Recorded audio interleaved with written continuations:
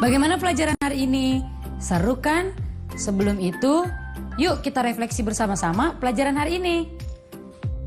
Hal yang pertama kita pelajari adalah mengenai perpindahan kalor, ada konveksi, konduksi, dan radiasi. Selain itu, kita juga belajar mengenai penggunaan tanda titik dan koma. Tanda baca titik digunakan pada akhir kalimat pernyataan. Tanda titik dipakai untuk memisahkan bilangan ribuan atau kelipatan yang menunjukkan jumlah.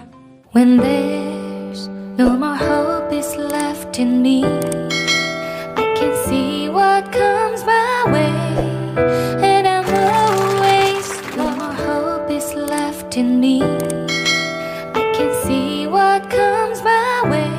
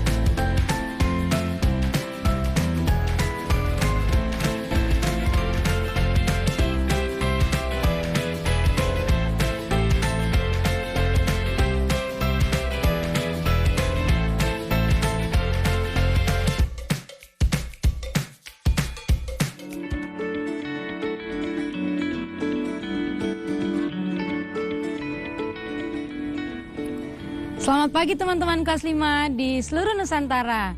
Bagaimana kabar kalian hari ini? Semoga baik-baik saja ya. Hari ini aku memulai hari dengan membantu mama menjemur pakaian. Matahari bersinar sangat terik, pertanda waktu yang tepat untuk menjemur pakaian. Karena radiasi dari sinar matahari bisa membantu mengeringkan pakaian. Kalian tahu apa sih itu radiasi? Setelah ini kita akan belajar mengenai radiasi. Jadi siapkan buku kalian dan berdoa sebelum memulai pelajaran ya. Ayo membaca. Perpindahan kalor. Kalor atau panas merupakan salah satu bentuk energi. Beberapa benda dapat menghasilkan energi kalor sehingga menjadi sumber kalor. Sumber energi kalor yang terbesar adalah matahari. Sebagian benda dapat memindahkan energi kalor. Kalor berpindah dari benda bersuhu panas ke benda bersuhu rendah. Gambar ini menunjukkan cara perpindahan kalor. Dengan sumber kalor yang digunakan adalah api yang menggunakan kayu bakar sebagai bahan bakar.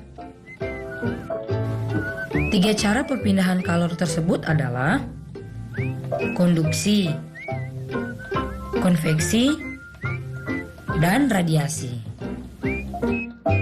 Konveksi artinya perpindahan kalor melalui benda diikuti perpindahan aliran panas pada zat benda tersebut. Pada gambar, proses konveksi terjadi pada air yang berada di dalam panci. Air yang memindahkan kalor, proses ini terjadi saat air mendidih dan membuat partikel air berpindah-pindah. Konduksi adalah perpindahan kalor melalui benda sebagai perantara yang tidak diikuti perubahan pada benda itu. Proses konduksi sendiri sudah kalian pelajari kemarin dalam cerita tentang oven kue. Pada panci dan oven kue terjadi proses konduksi. Sekarang kamu tahu kan mengapa gagang panci tidak dibuat dari logam? Radiasi adalah perpindahan panas secara langsung tanpa menggunakan perantara. Pada gambar, proses radiasi terjadi ketika kita merasakan panas dari api unggun. Karena kita tinggal di daerah tropis, proses radiasi terjadi setiap hari, yaitu dari matahari pada pagi hingga sore hari. Sampai saat ini, radiasi matahari masih banyak digunakan untuk beberapa kegiatan penting di masyarakat. Contohnya, pengeringan hasil bumi dan laut dengan penjemuran, produksi garam, dan kerupuk.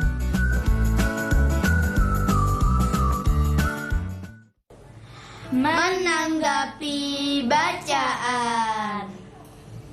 Setelah tadi kita menyaksikan video perpindahan kalor, kini saatnya kita menjawab pertanyaan yang berkaitan dengan video tadi. Pertama, mengapa kita merasakan panas apabila berada di dekat api unggun?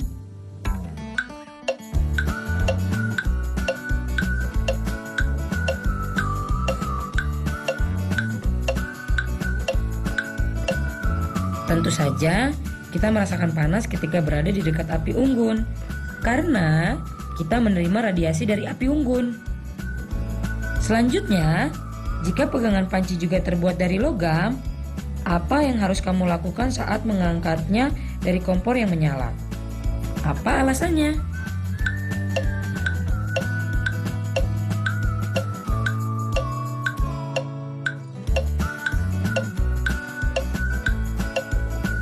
Jawabannya, jika pegangan panci juga terbuat dari logam, saat mengangkatnya dari kompor yang menyala, harus menggunakan lapisan yang bersifat isolator, seperti kain lap atau pelindung tangan, karena benda isolator dapat menghambat panas.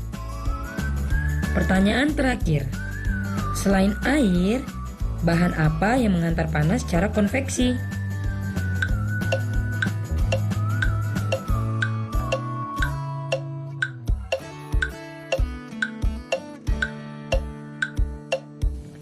Bahan yang bisa mengantarkan panas secara konveksi antara lain minyak kelapa dan udara. Nah, selanjutnya kita akan belajar tentang kosakata baru bersama Profesor Kata. Kata baruku. Halo teman-teman kelas 5 di seluruh Nusantara. Hari ini, Profesor akan membahas 3 kata baru yang kalian pelajari hari ini.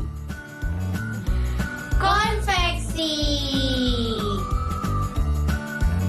Konveksi adalah perpindahan kalor melalui benda diikuti perpindahan aliran panas pada zat benda tersebut. Konduksi.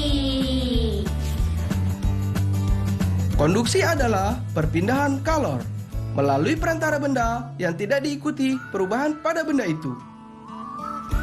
Radiasi. Radiasi adalah perpindahan panas secara langsung tanpa menggunakan perantara. Nah, hari ini kita sudah tambah 3 kosakata baru. Sampai jumpa. Ayo menulis. Teman-teman, sekarang coba kalian tuliskan 5 kalimat perbandingan perpindahan kalor dari bacaan. Kalian bisa menggunakan kalimat perbandingan atau komparasi seperti yang kita sudah pelajari kemarin ya, dengan menggunakan sebagaimana dan daripada.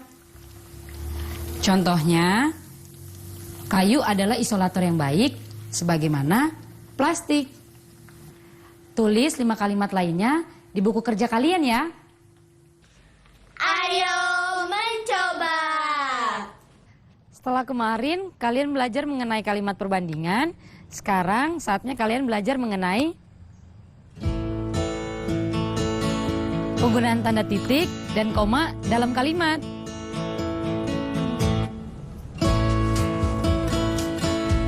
Yang pertama, tanda baca titik digunakan pada akhir kalimat pernyataan. Contohnya, benda yang memindahkan panas secara konduksi disebut konduktor, titik. Kalian bisa lihat kan tanda titik di belakang kalimat?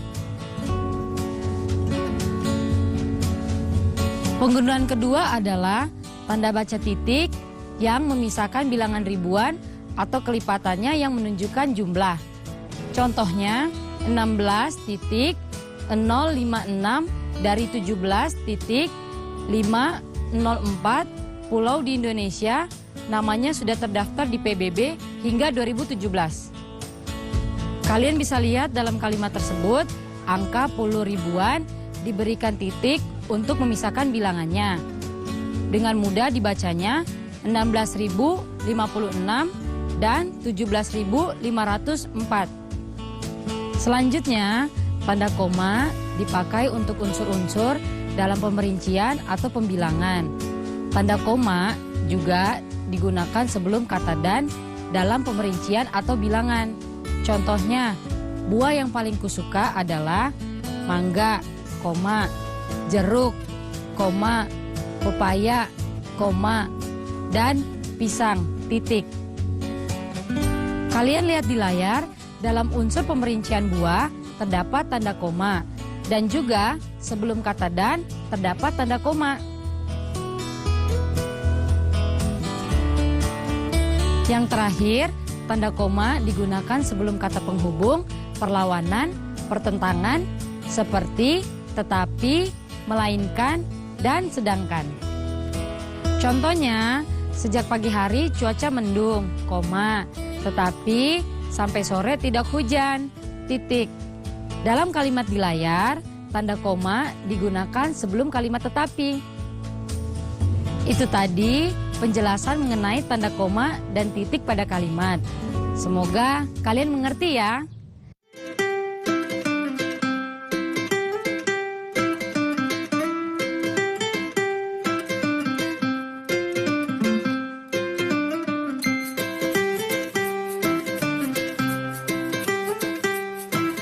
Setelah ini, kita akan belajar mengenai kebutuhan air bagi tubuh kita.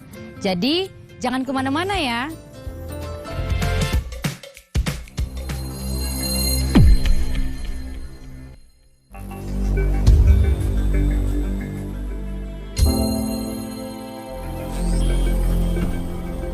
Aku kangen sekolah. Aku kangen Bapak Ibu guru. Aku rindu kawan-kawanku.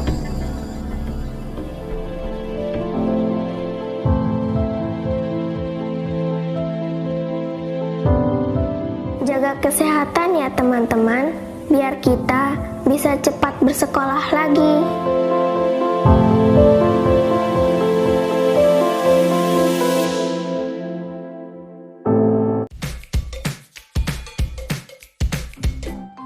Ayo menyimak. Air merupakan salah satu zat yang sangat dibutuhkan tubuh.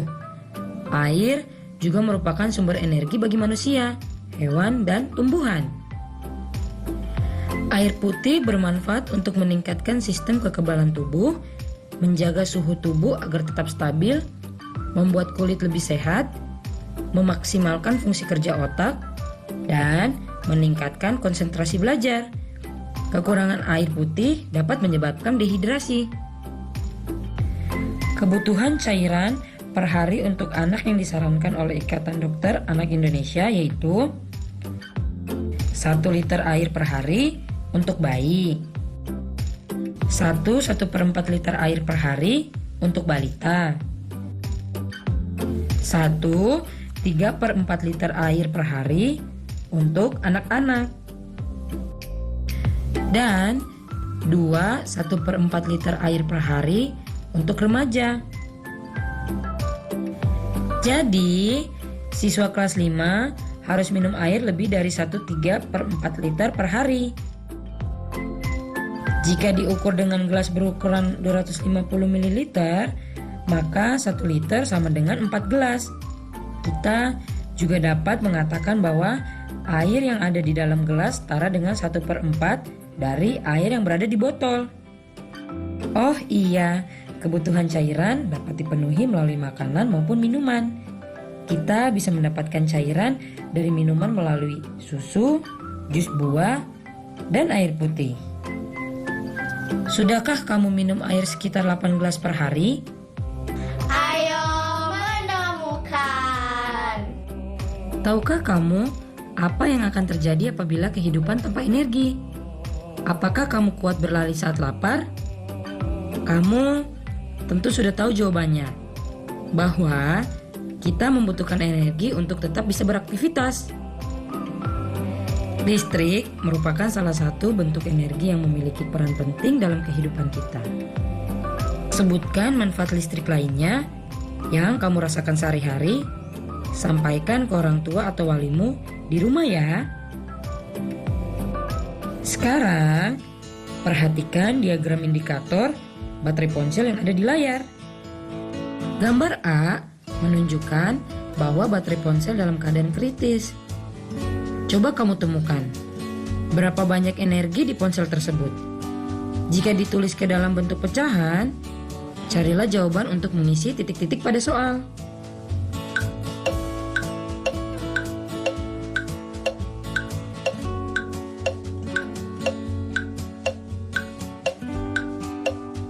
Sekarang kita hitung ya. Pada gambar A, menyisakan 1 bar yang terisi. Berarti kita ketahui kalau angka pembilangannya adalah angka 1. Lalu kita hitung keseluruhan barnya. 1, 2, 3, 4, 5, dan 6. Berarti penyebutnya adalah 6. Jadi, banyak energi HP jika ditulis ke dalam bentuk pecahan adalah 1/6 dari total energi. Kalian hebat! Ayo berlatih. Mula-mula, indikator energi pada ponsel Dani ditunjukkan oleh gambar berikut. Jika ditulis ke bentuk pecahan, maka energi pada ponsel Dani adalah titik-titik dari total energi. Carilah jawaban untuk mengisi titik-titik pada soal.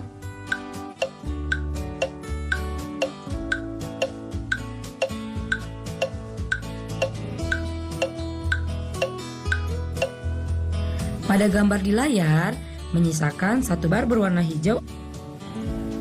Itu artinya pembilangnya adalah 1. Sedangkan untuk penyebutnya, yaitu total energi ponsel Dani, kita hitung dari keseluruhan bar. 1, 2, 3, 4, 5. Itu artinya penyebutnya adalah 5. Berarti jika ditulis ke bentuk pecahan, maka energi pada ponsel Dani adalah 1/5 dari total energi. Soal kedua. Dani mengecas ponselnya selama 30 menit. Dan indikator energi ponsel ditunjukkan oleh gambar di layar. Jika ditulis ke bentuk pecahan, maka energi pada ponsel Dani sekarang adalah titik-titik dari total energi. Carilah jawaban untuk mengisi titik-titik pada soal.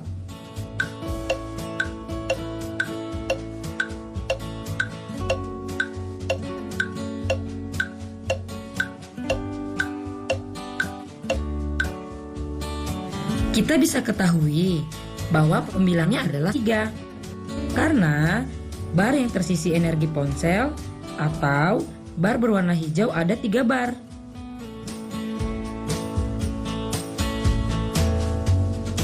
Sebelumnya juga telah kita hitung bahwa keseluruhan energi ponsel Dani ada 5 bar.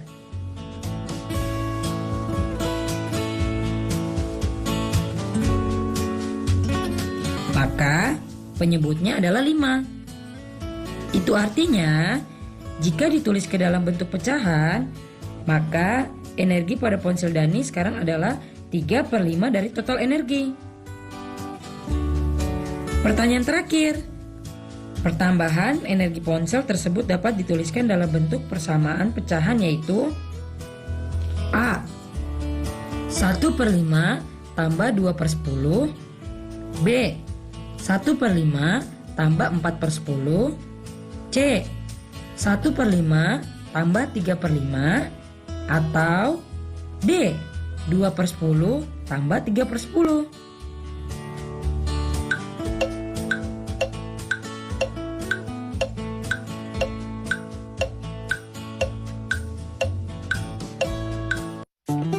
Betul, jawabannya adalah B, yaitu 1/5 ditambah 4/10.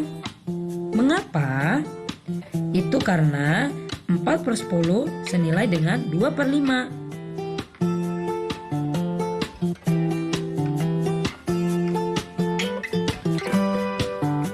Proyek kreatif minggu ini.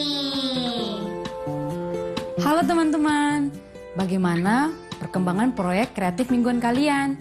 Kemarin, kalian sudah menghitung kebutuhan bahan yang akan digunakan untuk membuat makanan. yang jadi proyek kreatif mingguan kalian. Hari ini tugas kalian adalah mencatat peralatan apa saja yang diperlukan untuk memasak. Misalnya, spatula, cobek, teflon,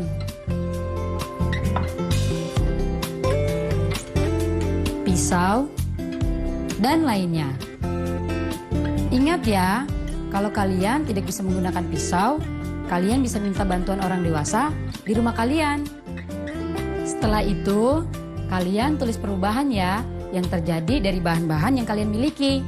Misalnya, telur. Telur ini awalnya berbentuk padat, lalu menjadi cair ketika dipecahkan. Isinya pun menyatu setelah dikocok. Telur ini pun kembali menjadi benda padat setelah digoreng. Kalian bisa menulisnya ke dalam tabel berikut ya. Kalian bisa mencatat atau meminjam gawai orang dewasa di rumahmu untuk memotret tabel pada layar ini.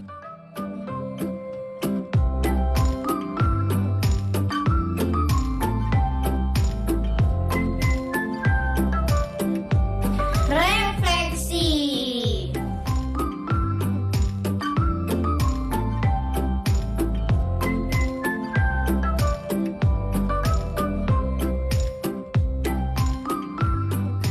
Bagaimana pelajaran hari ini? Seru kan? Sebelum itu, yuk kita refleksi bersama-sama pelajaran hari ini. Hal yang pertama kita pelajari adalah mengenai perpindahan kalor, ada konveksi, konduksi, dan radiasi. Konveksi adalah perpindahan kalor melalui benda diikuti perpindahan aliran panas pada zat benda tersebut. Sedangkan konduksi adalah perpindahan kalor melalui perantara benda yang tidak diikuti perubahan pada benda itu. Dan radiasi sendiri adalah perpindahan panas secara langsung tanpa menggunakan perantara. Selain itu, kita juga belajar mengenai penggunaan tanda titik dan koma. Tanda baca titik digunakan pada akhir kalimat pernyataan. Tanda titik dipakai untuk memisahkan bilangan ribuan atau kelipatan yang menunjukkan jumlah. Tanda koma dipakai di antara unsur-unsur dalam pemerincian atau pembilangan. Dan tanda koma yang dipakai sebelum kata penghubung perlawanan atau pertentangan. Markus,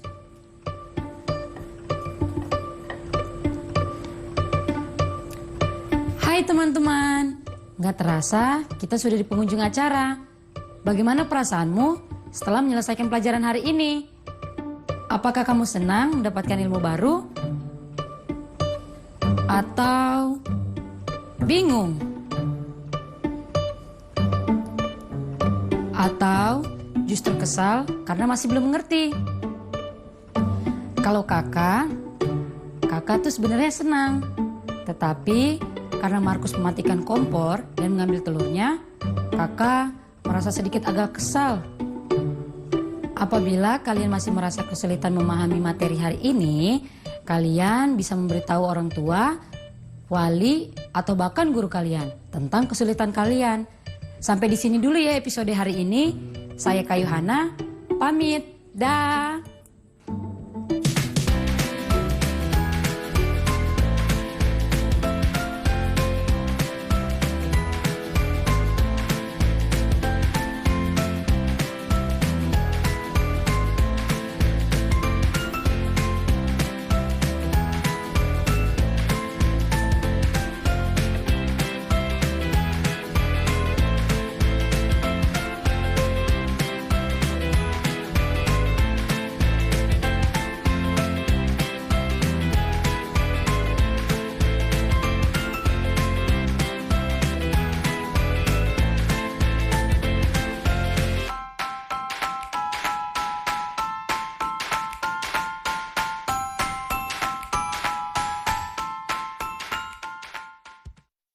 Sekarang tetap belajar dari rumah ya teman-teman.